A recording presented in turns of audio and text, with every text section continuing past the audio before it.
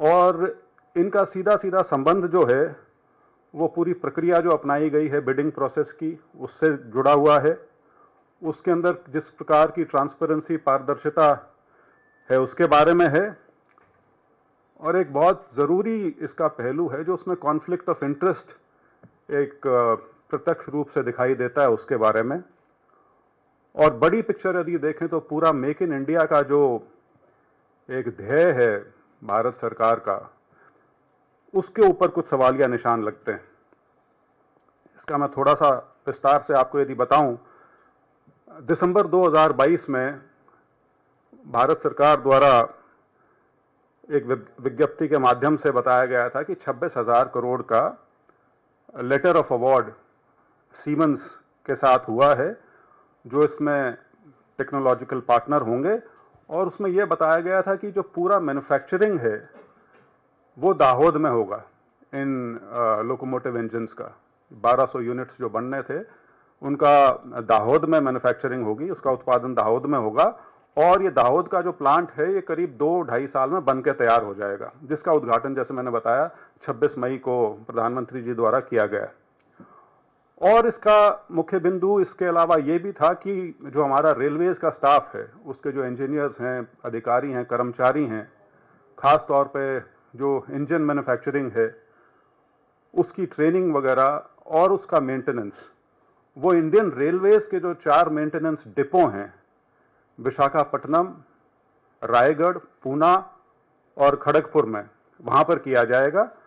और दाहोद एक advanced engineering hub के रूप में उभर के सामने आएगा, क्योंकि सारी मैन्युफैक्चरिंग जो है वो वहां पर होगी। और स्वाभाविक सी चीज है, इतना बड़ा प्लांट यदि लगेगा तो हजारों नौकरियां उसके साथ आएंगी और उसके साथ एक स्पिन ऑफ इफेक्ट जो है और एंसिलरी यूनिट्स वगैरह जो हैं वो भी उसके माध्यम से जुड़ेंगी।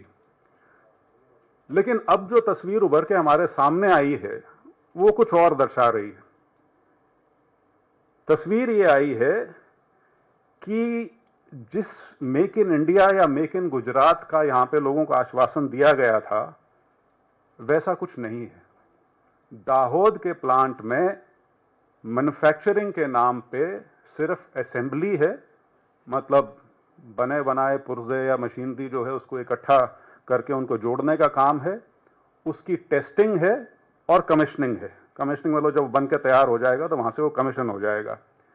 जो असली मैन्युफैक्चरिंग है क्रिटिकल कंपोनेंट्स की, चाहे वो इंजन सिस्टम्स हों या पावर कन्वर्टर्स हों या और जो इस तरह की चीजें जो इन लोकोमोटिव्स में जाती हैं, वो सारी की सारी सीमेंस के जो अपने प्लांट हैं। ये प्लांट उनका नासिक में है, औरंगाबाद में है और बॉम्बे में है, मुंबई में। ये सारी मैन्युफैक्चरिंग ऑफ क्रिटिकल पार्ट्स जो है वो सीमेंस के अपने मैन्युफैक्चरिंग यूनिट्स में होंगी, उनकी अपनी फैक्ट्रीज में होंगी। तो जो हमारे रेलवेज के इंजीनियर्स को जो ट्रेनिंग दी जानी थी इंजन मैन्युफैक्चरिंग के अंदर, जो उनको इन्वॉल्व किया जाना था, वो अब किस हिसाब से होगा या नहीं होगा, उसके ऊपर भी एक पूरा सवालिया निशान इस माध्यम से लग जाता है। अंग्रेजी में एक इस तरह की चीज के लिए फ्रेज इस्तेमाल किया गया है, स्क्रू ड्राइवर टेक्नोलॉजी।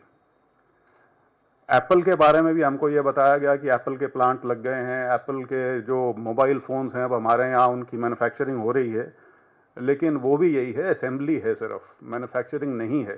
तो दाहोद में भी जो सरकार की खुद की विज्ञप्ति थी उसमें जो क्लेम किया गया था, जो दावा किया गया था, वैसा ना होकर यहाँ पर भी सिर्फ असेंबली और टेस्टिंग के लिए ये प्लांट बनाया गया है। इसके साथ प्रश्न उभर के आते हैं कि जो पूरी प्रक्रिया अपनाई गई है इस 26,000 का कॉन्ट्रैक्ट देने में, आज तक ये स्पष्टता नहीं है कि इसका बिडिंग प्रोसेस जो था उसमें और कौन कौन शामिल हुए थे और कौन कौन से टेक्नोलॉजी के इस क्षेत्र में जो बड़े बड़े प्लेयर्स हैं वो इसमें इन्वॉल्व थे या नहीं। यदि मैं जिक्र करूं तो बॉम्बार्डियर है या एल्स्टॉम है, क्या वे भी इसके अंदर पार्टिसिपेंट थे, उन्होंने भी क्या अपनी बिड दी थी इसके अंदर।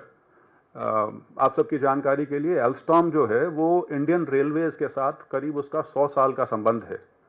बहुत बहुत बड़े बड़े प्रोजेक्ट्स हैं जो उन्होंने इंडियन रेलवेज के साथ हिंदुस्तान में इम्प्लीमेंट किए हैं। क्या इस तरह की जो कंपनीज हैं वो भी इस बिडिंग प्रोसेस का हिस्सा थी या नहीं थी, और एक जुड़ता सवाल ये कि जो भारत सरकार ने दिसंबर 2022 में जो अपनी विज्ञप्ति में चीजें कही गई थी, उनको बदलकर सीमेंस के बेनिफिट के लिए जो इसके अंदर टर्म्स एंड कंडीशंस में बदलाव किया गया है, वो किस प्रकार से किया गया है, और क्या इंडियन रेलवेज को स्वाभाविक है, उनकी जानकारी में तो है, क्योंकि भारत की तरफ से इंडियन रेलवेज ही है जो इसमें कॉन्ट्रैक्ट में सीधे सीधे इन्वॉल्व है, लेकिन उनकी सहमति थी नहीं थी, और थी तो किस कारण के वजह से थी। इन सब से जुड़ा हुआ प्रश्न जो आगे आता है उभर के, वो है कॉन्फ्लिक्ट ऑफ इंटरेस्ट का। आप सबको शायद जानकारी होगी इस बात की कि हमारे जो मौजूदा रेल मंत्री हैं, वो राजनीति में आने से पहले कुछ साल कॉरपोरेट सेक्टर में रहे हैं, और उनकी एक काम जो उन्होंने किया प्राइवेट सेक्टर में, वो बहुत बड़े स्तर पे उच्च अधिकारी के तौर पे वाइस प्रेसिडेंट डेजिग्नेशन था उनका सीमेंस लोकोमोटिव इन इंडिया के। तो ये सिर्फ संयोग है या कुछ और है कि सीमेंस को भारतीय रेल का, सीमेंस के आज तक के इतिहास का सबसे बड़ा कॉन्ट्रैक्ट 26,000 करोड़ का उस समय में मिलता है जिस समय देश के रेल मंत्री एक ऐसे व्यक्ति हैं जो सीमेंस लोकोमोटिव्स इन इंडिया के वाइस प्रेसिडेंट रहे हों। एक बड़ा सीधा सीधा प्रथम दृष्टया एक कॉन्फ्लिक्ट ऑफ इंटरेस्ट इसके अंदर कहीं नजर आता है। सो ये जिन चीज़ों का मैंने उल्लेख किया उससे एक चीज़ तो स्पष्ट है कि यहाँ पे फॉरेन कॉरपोरेशंस को तरजीह देकर जो हमारी अपनी क्षमता बढ़ाने का जो एक हमारा ध्येय है, जो मेक इन इंडिया का जो एक कॉन्सेप्ट है, उसकी बजाय ये असेंबल इन इंडिया तक उसको सीमित कर दिया गया है। और हमारी पार्टी की, कांग्रेस पार्टी की ये डिमांड है कि इस पूरे मुद्दे में स्पष्टता आ सके, कुछ क्लैरिफिकेशन आ सकें सरकार की तरफ से, एक पार्लियामेंट्री इंक्वायरी इसके अंदर इंस्टीट्यूट की जाए जिसके तहत इसके जो सभी पहलू हैं इस कॉन्ट्रैक्ट से संबंधित वो उजागर हो सकें। और उस संबंध में हमारे बड़े सीधे सीधे 6 स्पष्ट सवाल हैं जो हम आप सबके सामने रखना चाहेंगे पार्टी की ओर से। पहला है question number 1, why were the details of the bidders not disclosed during the bidding process for the 26,000 crore rupees contract? Were other potential bidders given a fair chance? दूसरा सवाल, why is India, after spending 26,000 crore rupees, still unable to manufacture critical components of its own locomotives at Dahod as was initially promised? तीसरा, if the goal was to build India's manufacturing capability, why are Indian Railways left with only the final assembly and testing while Siemens retains control over the critical technology and manufacturing? Number 4, why did the agreement with Siemens only allow assembly and testing at the Dahod facility? Why was the full manufacturing process not included as originally planned? Fifth question, why did the agreement change the government's 2022 promise to train railway staff in engine manufacturing? And lastly, why was the manufacturing replaced with just assembly and maintenance at Dahod? And why did the railways agree to only assemble and maintain engines at Dahod instead of manufacturing them completely? ये सवाल हैं जिनका जवाब सबको मिलना चाहिए, पूरे देश को इससे अवगत कराना चाहिए, क्योंकि बहुत ढिंढोरा पीटा जाता है, बहुत बड़ी बड़ी बातें की जाती हैं, बहुत फैंसी हेडलाइंस के माध्यम से हमें बताया जाता है कि किस प्रकार से हिंदुस्तान एक मैन्युफैक्चरिंग हब के रूप में उभरता जा रहा है।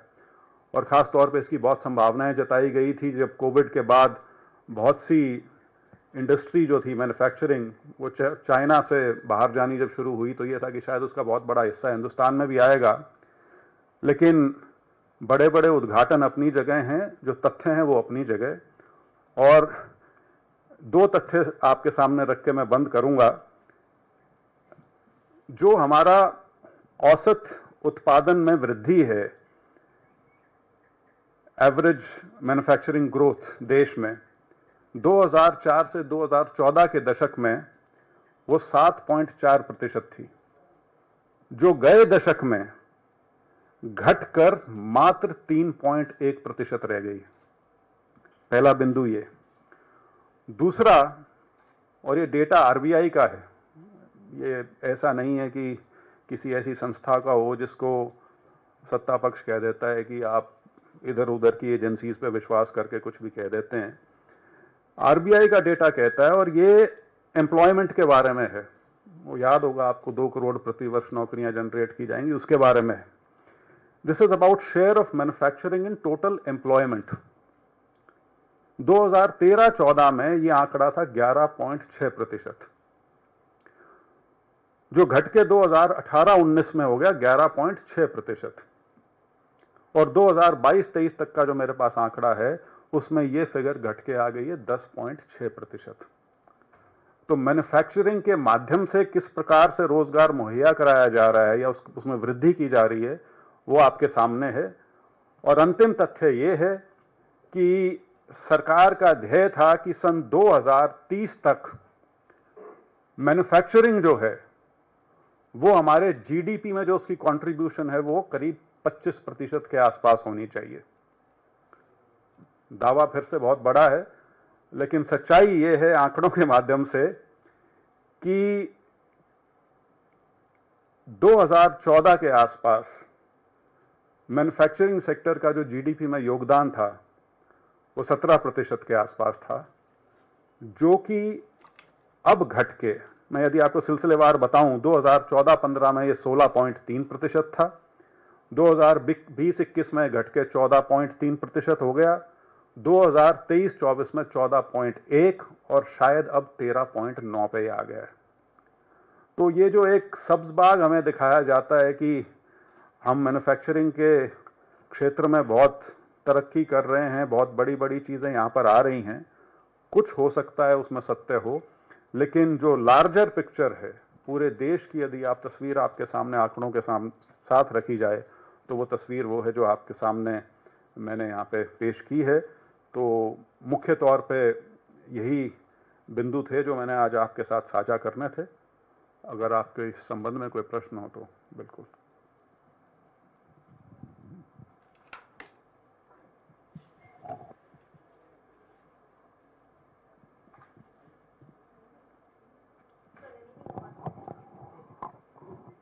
My remit for today is only this. ये जो प्रोजेक्ट है इसको आ रही है आवाज? तो ये जो प्रोजेक्ट है इसका जोर शोर से प्रचार किया गया था, और पिछले दिनों जब इसका उद्घाटन हुआ था इसमें बड़े दावे भी किए गए थे। लेकिन आपको क्यों लगता है कि इसमें जो आपने जोड़ा है, जिस कंपनी में ये उपाध्यक्ष रही हैं, इसको लेकर आपकी शंकाएं क्या है? मेन शंका, जैसे मैंने कही कि शंका सरकारी दस्तावेजों से ही है। जो 2022 दिसंबर में जो सरकार ने विज्ञप्ति जारी की थी, उसके अंदर पूरे देश को यह बताया गया था, खासतौर पर गुजरात के लोगों को यह बताया गया था कि जो पूरी मैन्युफैक्चरिंग है इन इंजन्स की, लोकोमोटिव इंजन्स की, वो दाहोद के प्लांट में होगी। और बल्कि उसकी जो एम्प्लॉयज की जो ट्रेनिंग है और उसके साथ साथ जो मेंटेनेंस का काम है, वो भी जो डिपो हैं इंडियन रेलवेज के, उनमें कराया जाएगा। लेकिन तथ्य यह है कि दाहोद में मैन्युफैक्चरिंग नहीं, सिर्फ उसकी जो असेंबली है और टेस्टिंग है उसको वहां तक सीमित किया गया है। सारा टेक्नोलॉजिकल कंट्रोल और मैन्युफैक्चरिंग जो है वो अभी भी सीमेंस के पास है और उनके प्लांट्स में होगा।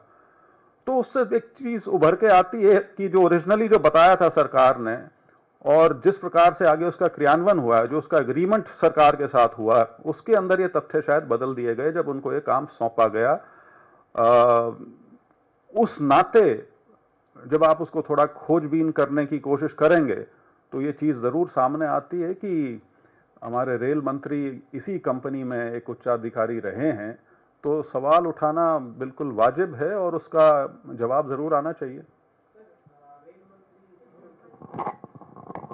रेल मंत्री इसी कंपनी में रहे हैं, तो किस तरह की जांच की मांग आप कर रहे हैं? कॉन्फ्लिक्ट ऑफ इंटरेस्ट देखना चाहिए जी। आप देश के रेल मंत्री हैं, आपकी देखरेख में 26,000 करोड़ का एक कॉन्ट्रैक्ट ऐसी कंपनी को दिया जा रहा है जिसके साथ आपका सीधा सीधा संबंध रहा है, तो बड़ी स्वाभाविक चीज है। प्रश्न बहुत वाजिब है और हर व्यक्ति इसका जवाब जरूर चाहेगा उनसे, क्योंकि सिर्फ ये कह के पल्ला नहीं झाड़ा जा सकता कि मैं कुछ समय के लिए वहाँ था, उसके बाद मैंने छोड़ दिया। वो सारी चीज़ें हैं, लेकिन इस चीज़ को नकारा नहीं जा सकता कि क्योंकि इसका लिंक बिडिंग प्रोसेस से भी है। बिडिंग प्रोसेस में भी ये स्पष्टता नहीं है कि और कौन सी कंपनीज थी जिन्होंने इसमें पार्टिसिपेट किया था और क्या कारण था कि सीमेंस उनसे बेहतर थी। शायद ये डिटेल्स मांगी भी गई हैं कुछ पब्लिकेशंस के द्वारा जो मंत्रालय की तरफ से नहीं दी गई। हेलो, हेलो, को क्या लगता है कि डायरेक्ट रेलवे मंत्री आपको लगता है क्या, since he has a strong connection with the prime minister Modi ji? नहीं, मैं सीधा सीधा कह रहा हूं जी, वो उस कंपनी के वाइस प्रेसिडेंट रहे हैं जिस कंपनी को ये ठेका दिया गया है। तो हम सिर्फ अभी तो यही कह रहे हैं कि ये जांच का विषय है, लेकिन आम साधारण सोच में तो कॉन्फ्लिक्ट ऑफ इंटरेस्ट ये बिल्कुल प्राइमा फेसाई नजर आ रहा है यहाँ पर।